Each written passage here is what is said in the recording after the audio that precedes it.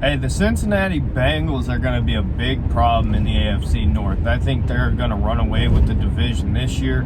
And honestly, the Bengals are probably the scariest team in the AFC North as a Browns fan. Because when you look at, well, actually, you know what? Never mind.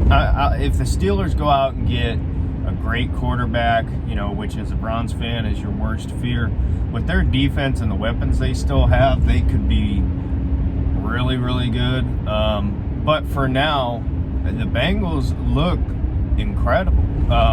The improvement from year 1 to year 2 with Joe Burrow is great. The offensive line is holding up a lot better than I thought they would.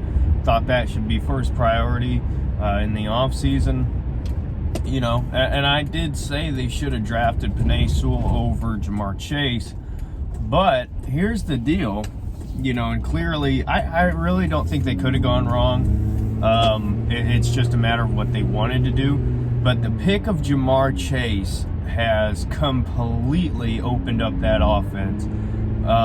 Mixon has stayed healthy and is running great. All these receivers, they had a great receiving core before with Tyler Boyd, T. Higgins, all these guys. And Usman, or however you say his name, the tight end, he's playing great. But Jamar Chase is not a good receiver. He's not a great receiver. He's a game-breaking receiver. He is the kind of guy that you have to completely game plan for. It's like when you're facing somebody like DeAndre Hopkins. I mean, he's just such a beast that you got to put all of your game plan and assets into stopping him or containing him. Jamar Chase is the same way. I mean, this dude is incredible. And some people were talking about, Devontae Smith just won the Heisman Trophy as a wide receiver. Why isn't he listed as the number 1 receiver?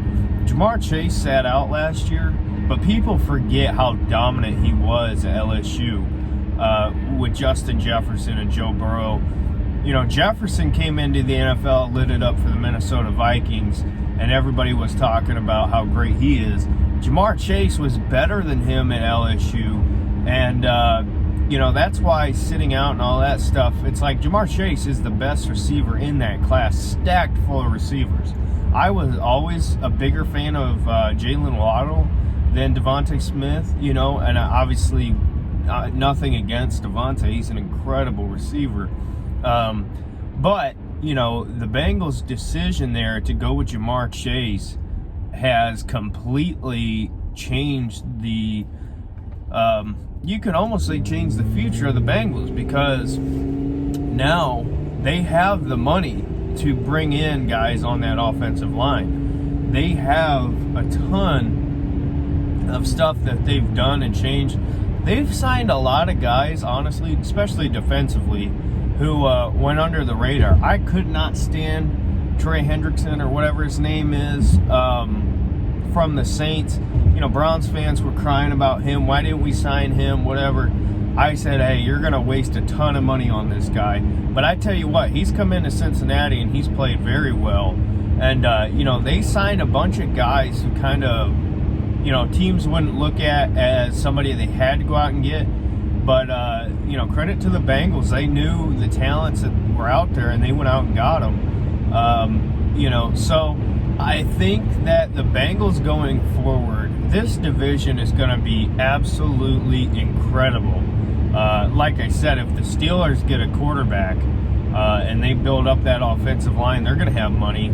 They're going to be back to the top fighting again. The Browns, we got to see with Baker. But that team as a whole, a ton of great young talent. And the Ravens, as long as Lamar can do what Lamar does, they're always going to be good. But, man, this division is absolutely insane when you look towards the future. Obviously, a lot riding on the Browns with Baker Mayfield. But this is, it's unbelievable. I don't like the Bengals, obviously, division rivals, but I tell you what, when you're a Browns fan and you experience up and downs like that, and you see a team like the Bengals, who hasn't been as bad, but, picking number 1 overall, get your quarterback, turn things around, can't help but be a little bit happy for them, until they play us. Question to me is Zach Taylor, is he the guy? I don't know. I don't think so. But, if the Bengals win I can't imagine they're going to fire Zach Taylor if the Bengals win the division, make the playoffs, win a playoff game, whatever.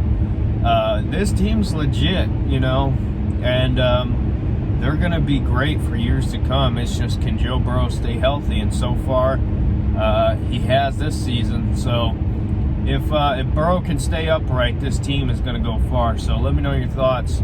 How good do you think the Bengals are going to be going forward? So, all right, we'll see.